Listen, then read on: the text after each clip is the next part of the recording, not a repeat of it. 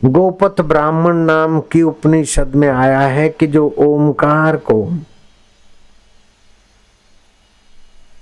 ब्राह्मण जिस इष्ट पदार्थ की इच्छा से खाली 3 रात्रि उपवास करके जप करे, मनोवांछित पद को, मनोवांछित वस्तु को, मनोवांछित परिस्थिति को, मनोवांछित पदार्थ को वो प्राप्त हो जाता है।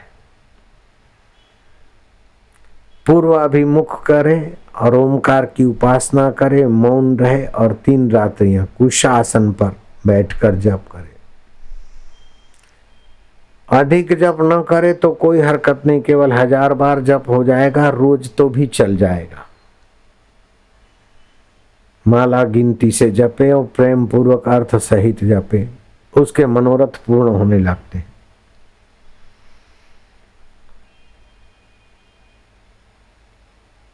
गरुड़ पुराण के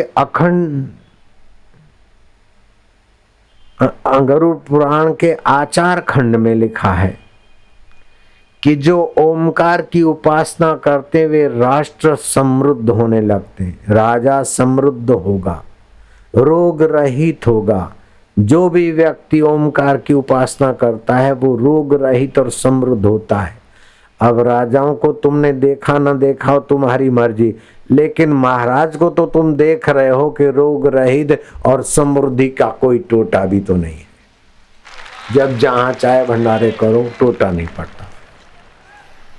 सोचा मैं न कहीं जाऊंगा, यहीं बैठ के अब खाऊंगा और हाजिर हो जाता है। ये ओमकार की उपासना कितनी महत्वपूर्ण है। इस ओमकार की उपासना की रीत थोड़ी जानकर अगर आप आधा घंटा शुरू करो, फिर पौना घंटा, 1 घंटा, 2 घंटा करो तो कहना ही क्या है। लेकिन जितना संसार के लिए आप परिश्रम करते हैं, आजी निजारी करते हैं, मत्थापच्ची करते हैं, घुटने टेकते हैं, उसका 10वां हिस्सा भी ये परिश्रम का मार्ग नहीं है और अनंत गुना फल हो जाएगा। भगवान की उपासना में इतना प्रभाव है। स्नातम तेन सर्व तीर्थम, उसने सारे तीर्थों में नहा लिया। दातम तेन सर्व दानम, उसने सब कुछ दान कर लिया। कृतम तेन सर्व यज्ञम, उसने सारे यज्ञ कर लिए। ये न क्षणम मन ब्रह्म विचारे स्थिरम कृत्वा, क्षण के लिए भी मन ब्रह्म परमात्मा में स्थित किया। तो ये ब्रह्म परमात्मा का स्वाभाविक नाम है। ध्यान से सुन रहे हो, आपको धन्यवाद है। एक होती है खोज और दूसरा होता है निर्माण। खोज उसी की होती है जो पहले है, निर्माण उसी का होता है जो पहले नहीं है। ये ओमकार मंत्र की खोज की भगवान नारायण ने। तो भगवान नारायण के अवतार हैं श्री कृष्ण और श्री राम। श्री राम 12 वक्त अवतरित हुए, श्री कृष्ण 16 बार अवतरित हुए। उसके पहले आदि नारायण है और आदि नारायण के पहले ये ओमकार मंत्र था। तभी इसको शास्त्रों ने कहा कि भगवान नारायण ने इस मंत्र की महिमा खोजी। तो ये ओमकार मंत्र बीज मंत्र माना जाता है।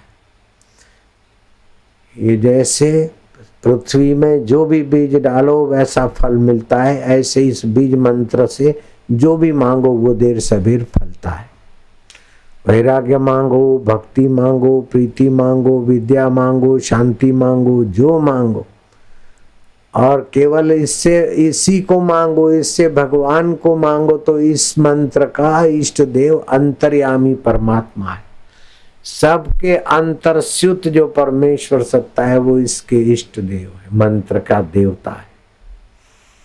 जैसे आंखों की आंख ये आत्म चेतना है, आत्म चेतना न हो तो आंख देख नहीं सकती, चेतना न हो तो कान सुन नहीं सकते, कानों के कान वो आत्मदेव है, जिह्वा की जिह्वा वो आत्मदेव है। ये आत्मदेव परमात्मा इसके देवता है।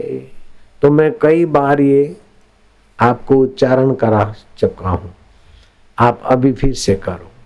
अथ ओमकार मंत्र, अथ ओमकार मंत्र, गायत्री छंद, गायत्री छंद, परमात्मा ऋषि, परमात्मा ऋषि। इस मंत्र की महिमा किसने खोजी? बोले परमात्मा। परमात्मा इस मंत्र के खोजने वाले ऋषि है।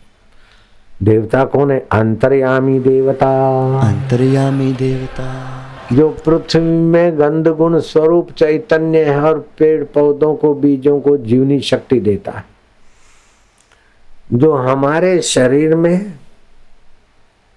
हमारे प्राणापान की गति को चलाने की सत्ता देता है। और ये शरीर जब इसके श्वासोश्वास का प्रारब्ध पूरा होता है तो शरीर का उस चैतन्य के साथ का जो फ्यूज है वो हट जाता है।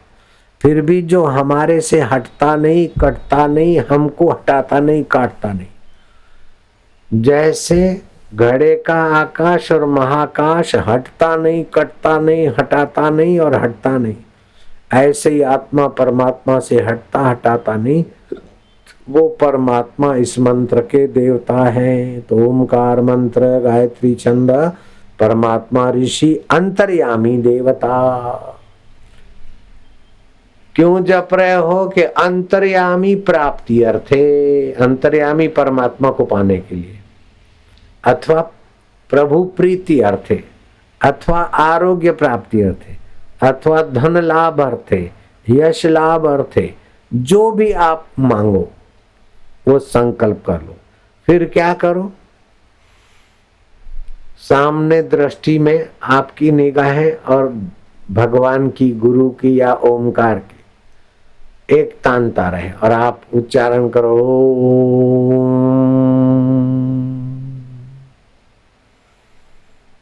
हरि ओम।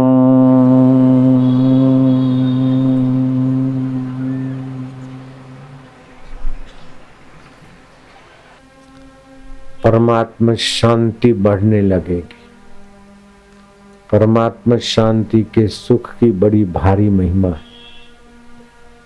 परमात्मा शांति का सुख तो मिलेगा, रस तो मिलेगा, लेकिन सामर्थ्य भी विकसित होगा मन का, मति का। हरि ओम।